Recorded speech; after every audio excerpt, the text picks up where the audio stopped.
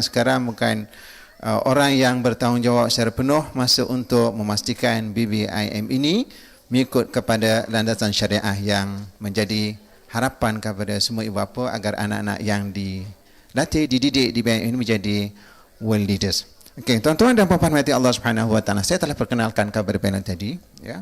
Dan tajuk forum ataupun wacana kita pada hari ini ialah, ya, mendidik anak secara fitrah, di mana tema yang kita bawa ialah adakah anak kita, anak-anak yang kita miliki, aset yang akan membawa kita ke syurga ataupun ke neraka, na'udzubillah min zalik, ya. Semuanya itu bergantung kepada kita, ya. Sebab kita ibu bapa, saya katakan kita, sebab saya walaupun menderita, saya sebagai orang ayah, saya ada anak, ya.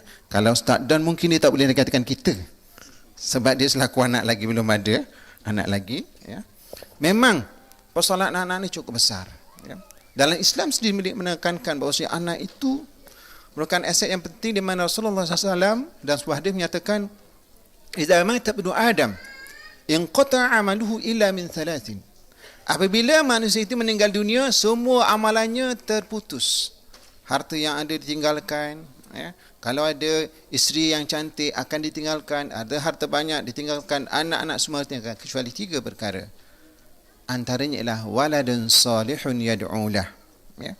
Anak soleh, anak yang baik, yang sentiasa ingat kepada ibu dan ayah dia, yang sentiasa mendoakan kepada ibu dan bapa. Itulah suatu harapan, suatu dambaan kita sebagai seorang ibu dan ayah. Namun realitinya hari ini kita melihat bagaimana ibu-ibu, ya, ayah terkadang tertekan, sengsara, memendam rasa apabila setiap tingkah laku, tindak tanduk, kata-kata yang dikeluarkan oleh anak-anak sentiasa menjadikan ibu bapa sedih, kecewa, dan mungkin ada yang tertekan, stres tu yang mak ayah cepat mati. Jadi saya cakap panjang, ya, betapa kepentingan, ya, anak-anak dalam kehidupan kita, ya. Untuk performan yang pertama, persembahan yang pertama yang kita nanti-nantikan, saya mempersilakan kepada Ustaz untuk menjawab persoalan saya, tapi bukan juri Ustaz, ya. Kalau malam tadi mungkin di Solehah saya pun ada sekali, ya, tengok juri tu bila nak tanya soalan, semua peserta dalam keadaan ternanti-nanti, bergentar dan sebagainya. Tapi soalan yang saya kemukakan, Ustaz Dan dia tidak akan rasa gementar, ya. Ustaz dia, ya, walaupun Ustaz, ya, tak ada anak lagi, ya, tapi apa pandang Ustaz, ya. Di mana dalam sebuah hadis Rasulullah SAW menyatakan kullu mauludin yuladu 'alal fitrah fa abawahu yuhawidanihi aw yunassiranihi, ya. Di mana maksud tersebut, ya, setiap anak itu dilahirkan dalam keadaan fitrah. Maka ibu bapalah yang bertanggungjawab untuk menjadikan ia Yahudi ataupun Nasrani, ya. Jadi apa maksud sebenar hadis ini Ustaz dalam konteks kehidupan semasa? Silakan Ustaz.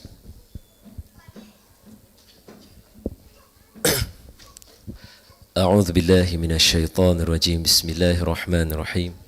Assalamualaikum warahmatullahi wabarakatuh. Alhamdulillahi rabbil alamin. Wassalatu wassalamu ala asyrafil anbiya'i wal mursalin wa ala alihi wa sahbihi ajma'in. Subhanaka la ilma lana illa ma 'allamtana innaka antal alimul hakim. Rabbi shrah li sadri wa yassir li amri wahlul 'uqdatam min lisani yafqahu qawli. Yarhamkallah. قال الله سبحانه وتعالى في كتابه الكريم أعوذ بالله من الشيطان الرجيم بسم الله الرحمن الرحيم يا أيها الذين آمنوا اتقوا الله حق تقاته ولا تموتن إلا وأنتم مسلمون. Sadaqallahul azim. Hai orang-orang yang beriman, bertakwalah kamu kepada Allah Subhanahu wa taala dengan sebenar-benar takwa, dan janganlah kamu mati melainkan kamu mati sebagai seorang Islam. Terima kasih kepada Kekanda moderator. Sebenarnya orang yang bertanya lebih arif daripada yang ditanya.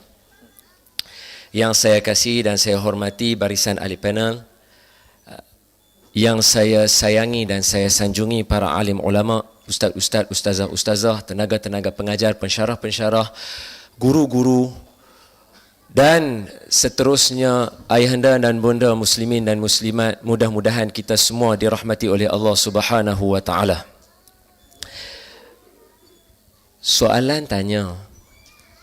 Tapi sebelum tu jangan risau, saya beritahu distraction yang kecil-kecil ni is okay, sebab memang kita buat hari keluarga kita untuk keluarga, so let it be. Tak apa, jangan risau. Mereka nak bising-bising lah, tak ada masalah. Itu memang dunia mereka. Bila tanya soalan berkaitan dengan hadis Nabi SAW,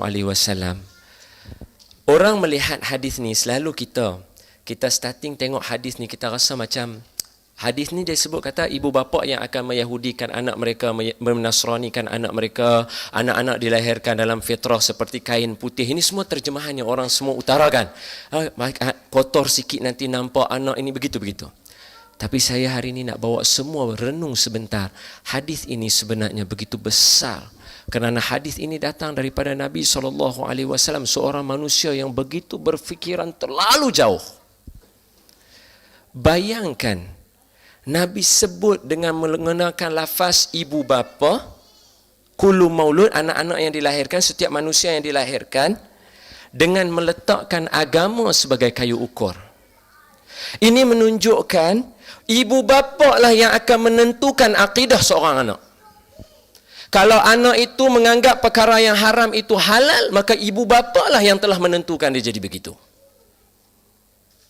Maka layaklah Nabi SAW sebut dalam hadis Nabi SAW yang mulia, bila sahaja datang persoalan kepada seorang manusia itu, bila ditanya kenapa dia tak buat, dia sangkut benda ni dengan orang yang sebelumnya. Dia sangkut dengan ayah dia kerana ayah dia tak ajar. Sebab Nabi sebut, kullu maulud, setiap yang lahir dalam ini, yuladu ala fitrah. Fitrah tu apa? Sekejap. Fa'abawahu, kedua ibu bapanya lah, yuwahidanihi, meyahudikan dia, yumajisanihi, memajusikannya, atau yunasiranihi, menasranikan dia. Saya tanya, Nabi orang Islam, kenapa Nabi tak sebut ibu bapa mengislamkan dia? Mana ada kalimah Islam? Ulang sekali lagi hadis tu, bagi perasan balik sekali lagi. Kullu mauludin, setiap yang lahir itu, yuladu ala fitrah, dilahirkan dengan fitrah. Fa'abawahu, dan ibu bapanya lah, yuwahidanihi, meyahudikan dia, au yumajisanihi, memajusikan dia, yang ini bagi dia agama menyembah api, au yunasiranihi, menasranikan dia. Sadaqa Rasul sallallahu alaihi wasallam. Habis hadis Nabi, titik takat tu. Mana Islam? Maka kata para ulama, fitrah di situ maknanya Islam. Spek ni kena letak sebelah lu, bahaya. Spek tu identiti. Fitrah itu adalah Islam. Sebab itu when someone masuk Islam, we learn not to call them convert, but we call them revert. Based on this hadith sallallahu alaihi wasallam. Jadi bila sebut macam tu, wahai ibu bapa, kalau hari ni anak-anak nampak agama itu kecil, itu adalah tanggungjawab ibu bapa untuk bagi dia nampak besar. Maknanya besar sungguh tanggungjawab seorang ibu bapa dalam menentukan anak dia syurga atau tidak. Dan andai kata anak itu syurga yang dia nak bawa kepada kita, maka layaklah dia duduk di dalam kategori idza mata ibni adam in qata'a amalahu illa min thalath. Salah satunya waladun salih yad'ulah. Dan saya tanya sebagai renungan semua, kalaulah tanya semua yang ada anak, adakah anak yang ada hari ini, bukan saya tak sebut agama lagi, saya tak kata anak ni nak bawa syurga ke tak, belum lagi, saya nak tanya satu je, adakah anak yang ada hari ini mereka yang akan beratur berbaris untuk memandikan kita? Diakah yang akan memakaikan kafan kepada kita?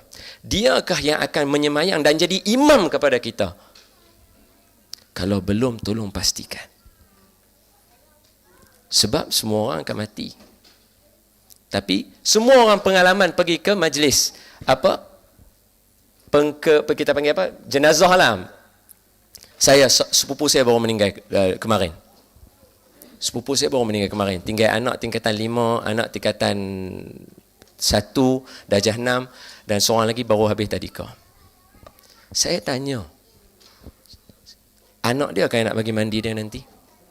Kalau dia tidak ajar anak dia daripada hari ini. Bayangkan seorang anak yang memandikan ayah.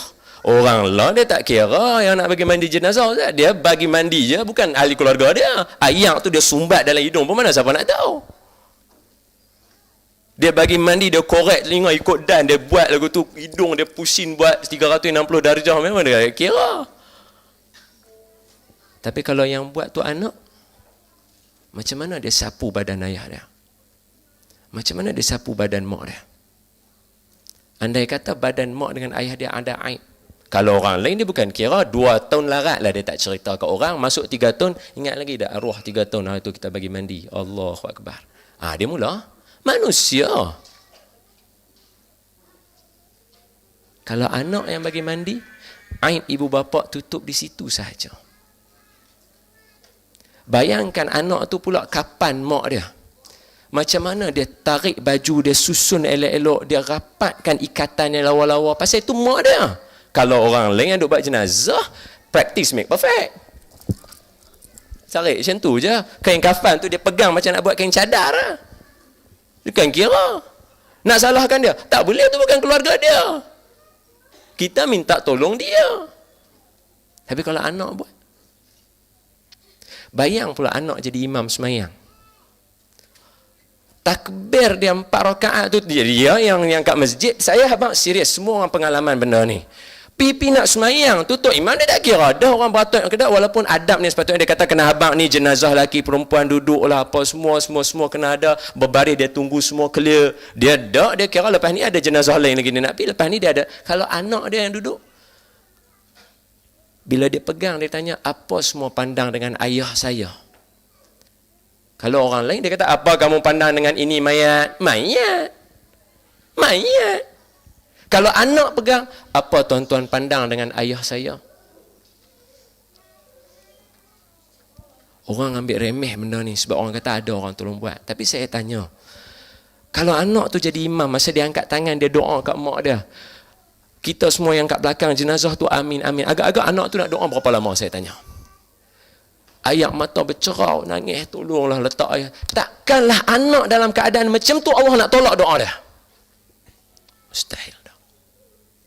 Mustahil Allah yang maha pemurah lagi maha mengasihani dia nak tolak doa macam tu. Tapi saya tanya, kita yang ada dalam ni, yang ada dalam rumah kita lah ni, mereka kan yang nak bagi mandi kita? Ada nampak gaya tu ada tak dia nak bagi mandi kita? Ataupun dia terus call orang ni, ayah aku dah selesai lah ni, aku duk taram dia punya Ferrari dia ni, aku punya peluang.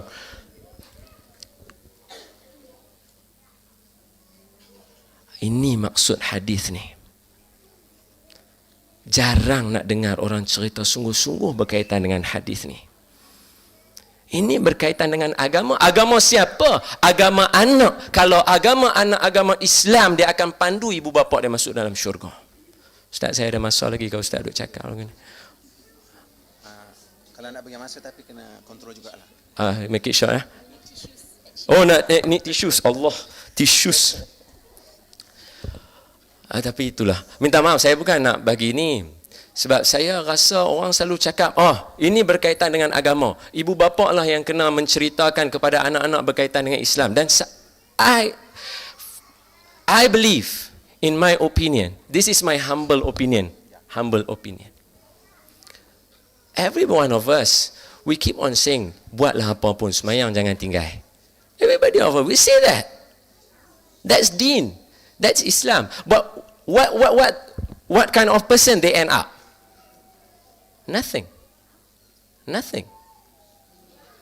Tapi kita cakap semayang. Tapi kalau kita faham hadis ni, kata betul lah. Last kali anak kita lah. Masa buat turun ke kubur. Masa buat turun ke kubur, dia duduk atas je, duduk tengok orang buat turun, jaga kepala, jaga dia duduk. Kalau anak yang buat turun sendiri, rasa macam mana dia nak letak ayah dia masuk dalam liang? Cuba rasa benda tu. Macam mana dia nak masuk ayah dia? Orang ni ambil tanah ni, tu dia. Tahu lagu tu dia. Kalau dia buat turun kat mak dia, macam mana agak-agak dia tarik tanah? Agak-agak lah. Dia tarik turun seroi tepi tu, dia letak. Macam sungguh-sungguh dia nak bagi mak dia tidur dalam kubur. Ya. Itu saya harap bila kita cerita hadis ni, jangan kita nampak takat ajak anak bagi masuk sekolah agama. Dah. Ada dak yang dalam rumah kita tu yang nak buat benda tu. Esok bila kita tak ada. Andai kata tiada, masih belum terlambat. Sebab tu buat program macam ni untuk timbul kesedaran, kita buat balik bagi ada balik. Belum terlambat. Nabi tak pernah ajak kita terlambat. Kalau esok kiamat ada benih, tanam benih, Nabi suruh. Kalau dah tahu esok kiamat ada benih dalam tangan, tanam dulu benih tu, tak ada masalah. Kiamat mai tak ada masalah.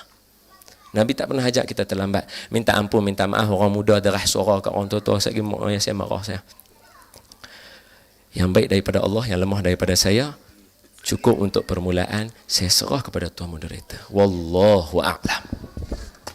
Terima kasih pada Ustaz Don. Tersentuh semua kita ya. Betapa besarnya peranan kita.